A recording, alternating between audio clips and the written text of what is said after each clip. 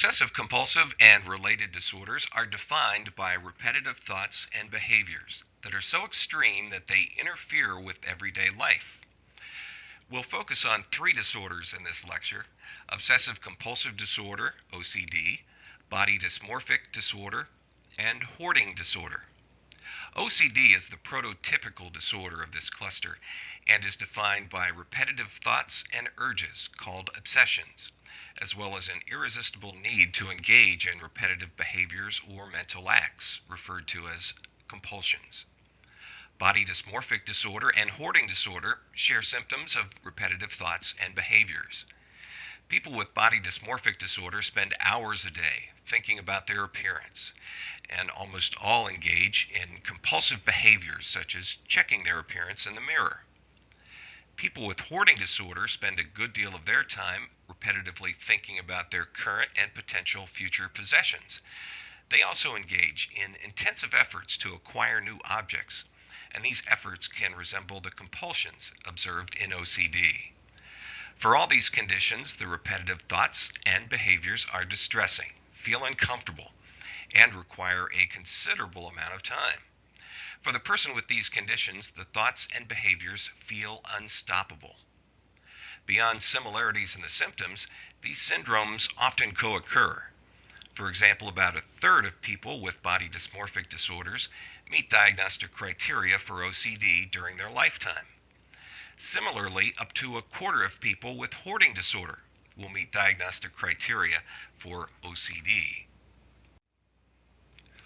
One theoretical model suggests that people with OCD may try harder to suppress their obsessions than other people, and in doing so may actually make the situation worse. Several researchers have shown that people with OCD tend to believe that thinking about something can make it more likely to occur. People with OCD are also likely to describe especially deep feelings of responsibility for what occurs. As a consequence, they are more likely to attempt thought suppression.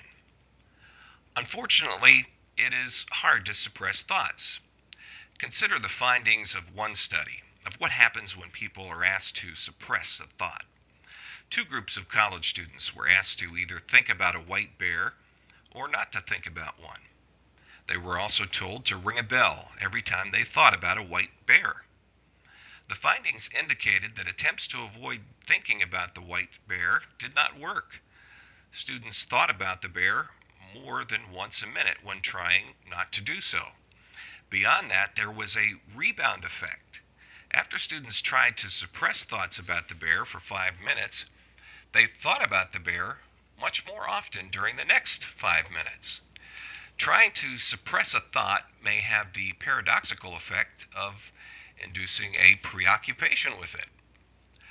OCD sufferers often hold an almost magical belief that their compulsive behavior will prevent awful things from happening. One treatment is response prevention. People expose themselves to situations that elicit a compulsive act and then refrain from performing a compulsive ritual. For instance, the person touches a dirty dish and then refrains from washing his or her hands. Refraining from performing a ritual is extremely unpleasant for people with OCD. To get some idea of how unpleasant, simply try delaying for a minute or two before you scratch an itch. It is not surprising that about 25% of clients refuse this sort of treatment. Clients with OCD tend to fear changes, and these tendencies create special problems for treatment providers. Obsessive-compulsive disorder is characterized by obsessions and/or compulsions. Of course, most of us have unwanted thoughts from time to time, like an advertising jingle that gets stuck in our head. And most of us also have urges now and then to behave in ways that would be embarrassing or even dangerous. But few of us have thoughts or urges that are persistent and intrusive enough to qualify us for a diagnosis of OCD. Obsessions are intrusive and recurring thoughts, images, or impulses that are persistent and uncontrollable. The person cannot stop the thoughts. And these obsessions often appear irrational to the person experiencing them. The most frequent type of obsessions include fears of contamination, sexual or aggressive impulses, body problems, religion, and symmetry or order. People with obsessions may also be prone to extreme doubts, procrastination, and indecision. Compulsions are repetitive, clearly excessive behaviors or mental acts that the person feels driven to perform to reduce the anxiety caused by obsessive thoughts and or prevent some calamity from occurring. Even though rationally understanding that there is no need for this behavior, the person feels as though something dire will happen if the act is not performed. The sheer frequency with which compulsions are repeated may be staggering.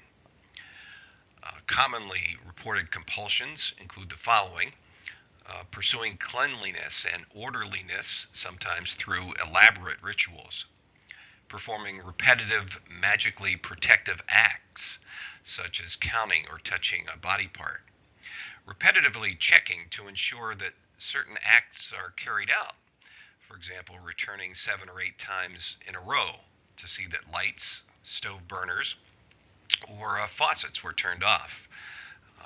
We often hear people described as compulsive gamblers, compulsive eaters, and compulsive drinkers. Now, even though people may report irresistible urges to gamble, eat, and drink, clinicians do not regard these behaviors as compulsions because they are often experienced as pleasurable.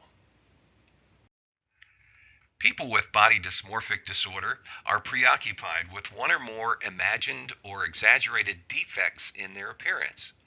Although people with this disorder may appear attractive to others, they perceive themselves as ugly or even monstrous in their appearance. Women tend to focus on their skin, hips, breasts, and legs, whereas men are more likely to focus on their height, penis size, or body hair. Some men suffer from the preoccupation that their body is small or insufficiently muscular, even when others would not share this perception. Like persons with OCD, people with body dysmorphic disorder find it very hard to stop thinking about their concerns. On average, people with this disorder think about their appearance for 3 to 8 hours a day.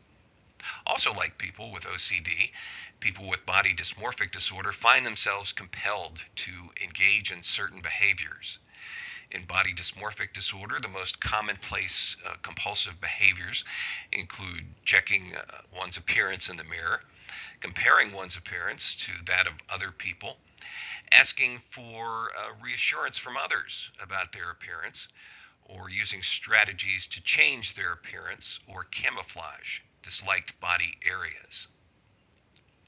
The symptoms are extremely distressing. About a third of clients with body dysmorphic disorder describe delusions about their appearance, such as being convinced that others are laughing at them or staring at their flaws. Collecting is a favorite hobby for many people. What distinguishes the common fascination with collections from the clinical disorder of hoarding? For people with hoarding disorder, the need to acquire is only part of the problem. About 2/3 of people who hoard seem unaware of the severity of their behavior. People with hoarding disorder are extremely attached to their possessions, and they are very resistant to efforts to get rid of them. The consequences of hoarding can be quite severe. The accrual of objects often overwhelms the person's home. There have been news reports of people dying in their hoard. Caseworkers report that among their clients who had problems with hoarding, the hoarding led to extremely filthy homes characterized by overpowering odors from rotten food or feces. Some clients had accumulated so many items that they were no longer to use their refrigerator, kitchen sink, or bathtub.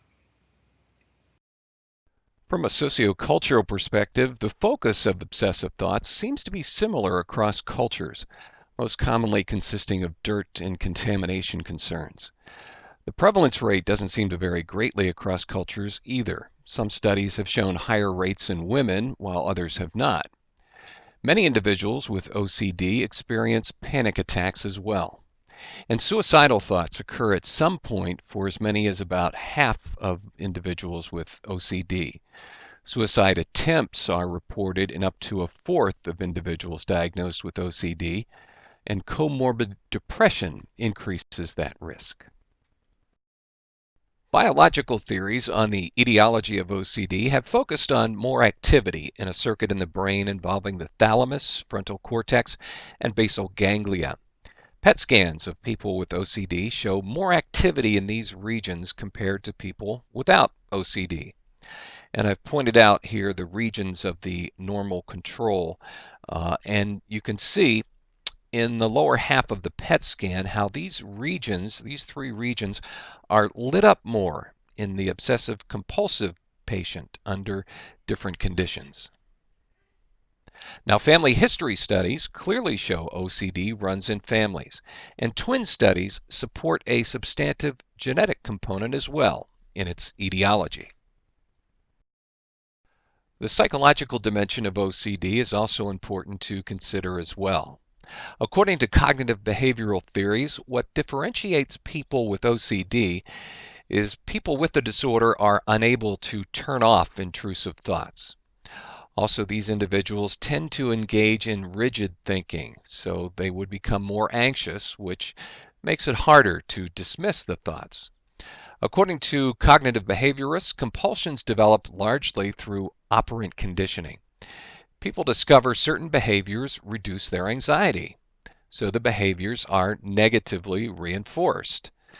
The aversive stimulus, the distressing thought or anxiety, is relieved temporarily by the compulsion, which then reinforces that compulsive action. In the treatment of OCD, selective serotonin reuptake inhibitors, SSRIs, are the most effective biological treatment.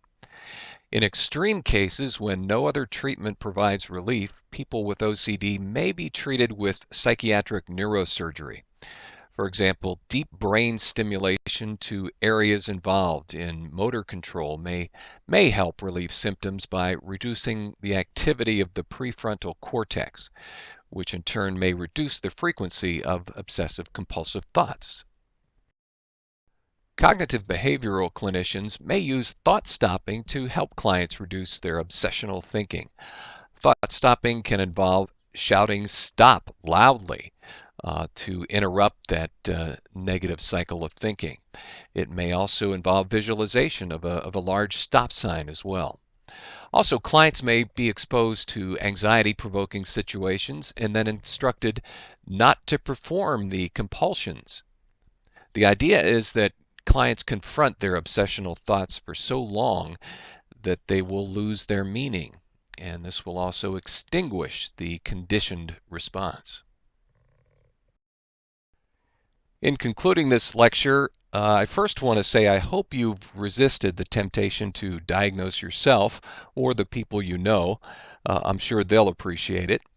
Secondly, as you read and study this chapter, you'll become aware that cognitive behavioral therapies are considered the most effective in treating anxiety and OCD. Many who show improvement do relapse, so we need to continue to explore etiology and develop new treatment approaches. New medications continue to be developed because a problem with benzodiazepines is they are potentially addictive, and relapse in anxiety disorders tends to occur when they are stopped. Some new treatment approaches include specialized therapy programs targeting specific disorders, and these include motivational enhancement therapy to improve compliance with treatment, and mindfulness training to improve anxiety tolerance. Now, these approaches may be integrated with cognitive behavioral therapy. Since people are often diagnosed with more than one disorder, some developments are to find treatment protocols that can be used across disorders. And technology in the form of computer programs and online counseling can improve access to treatment and help with relapse prevention.